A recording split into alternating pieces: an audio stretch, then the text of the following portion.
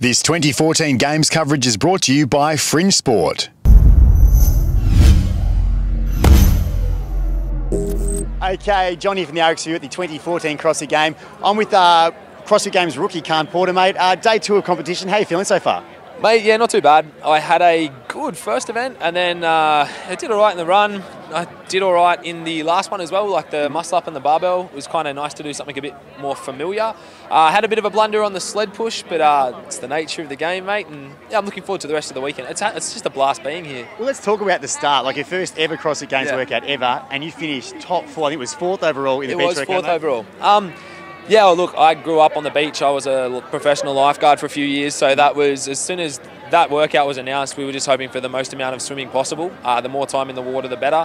It was an interesting one, though, because I found it quite difficult to pace, being my first games, my first event, and not knowing anywhere, like not knowing really how everyone else was going to. Obviously, I knew Troyan was going to win, but I was not going to catch him. But I wasn't quite sure how to pace the whole thing, you know, doing the thrusters and stuff as well after the swimming.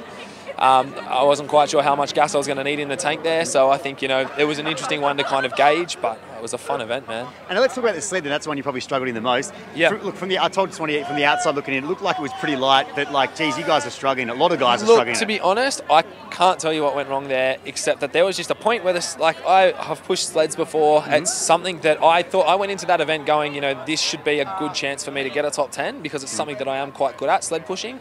I think just everyone that was in our lane, my lane, sort of remarked on the same thing, that there was just a point where the sled stopped, and it was like I went quite conservative, seeing everyone stop at this one point, thinking, you know what, I'm going to need a bit more gas in the tank to hit that point.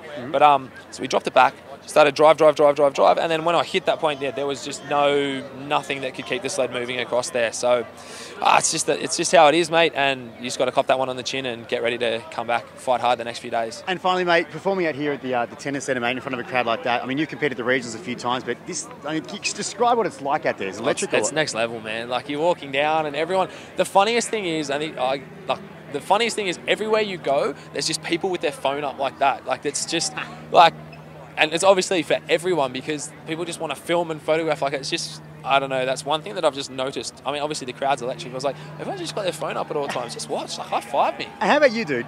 Not a bad looking bloke. You must be getting a bit of attention from the girls out in the crowd. Oh, mate, no time for girls. It's all business here, mate. It's all business.